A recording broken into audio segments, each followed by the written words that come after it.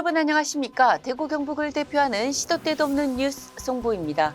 오늘의 주 뉴스입니다. 고령화로 인해 중위 연령이 높아지면서 청년 인정 연령 범위가 점점 확대되고 있습니다. 20일 경북도에 따르면 22개 시군 중 40대를 청년에 포함한 곳은 모두 14곳입니다. 청년의 범위를 45세 이하로 규정한 지자체는 영천, 상주, 문경, 의성, 고령, 청송, 영덕, 성주, 울릉 등 9곳입니다.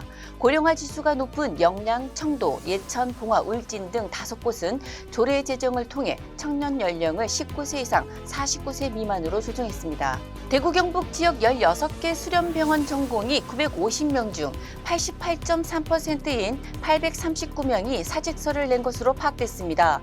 20일 오후 6시 현재 대구는 대학병원 등 7개 수련병원 전공이 819명 중 732명, 경북은 동국대 경주병원을 비롯한 9개 수련병원 전공이 131명 중 107명이 사직서를 냈습니다. 상주 적십자병원의 경우 전공의 3명 모두 연가를 냈습니다. 보건복지부는 이날 2차례에 걸쳐 대구의 수련병원을 점검하며 출근하지 않은 전공의에게 업무 개시 명령을 내렸습니다. 국민의힘이 TK 11개 지역구 등 총 78곳에 대한 총선 공천 발표를 보류한 가운데 앞서 발표한 공천에는 현역 컷오프가 없었던 만큼 21일 이후 발표가 하이라이트가 될 전망입니다. TK에서 경선 지역으로 발표된 11개 지역구의 경우 빨라도 이달 말이나 경선이 진행될 것으로 알려졌습니다.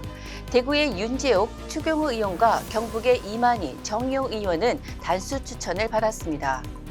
대구 경북의 안전 역량이 전국 평균에 못 미치는 것으로 나타났습니다. 대구는 감염병, 경북은 교통사고에서 전국 최하위권을 기록했습니다. 20일 행정안전부가 발표한 2023 지역 안전지수에 따르면 대구는 교통사고, 범죄, 생활안전 분야에서 각각 3등급을 받았습니다. 화재와 극단적 선택은 개선이 요구되는 4등급이었으며 감염병은 최하 등급인 5등급을 기록했습니다. 경북의 경우 범죄에서 양호 수준인 2등급을 받았지만 교통사고는 5등급에 그쳤습니다. 고금리와 경기 침체 장기화로 가게 문을 닫거나 개인 회생을 신청하는 소상공인 자영업자들이 급증하고 있습니다. 대구 경북에선 지난해 9,400여 건이 폐업했습니다.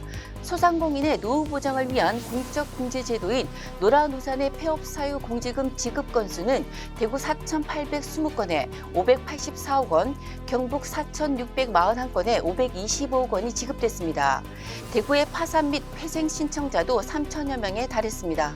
경북도가 저출생 극복을 위한 첫 방안으로 사실상 아이를 종일 돌봐주는 온종일 완전 돌봄 시스템을 갖추기로 했습니다.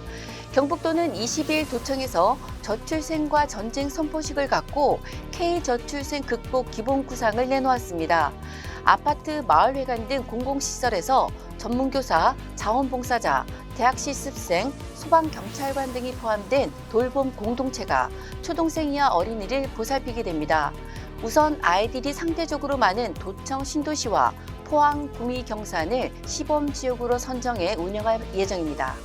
지금까지 2월 21일 수요일 영남일보 시도 때도 없는 뉴스였습니다. 다음 시간에 뵙겠습니다.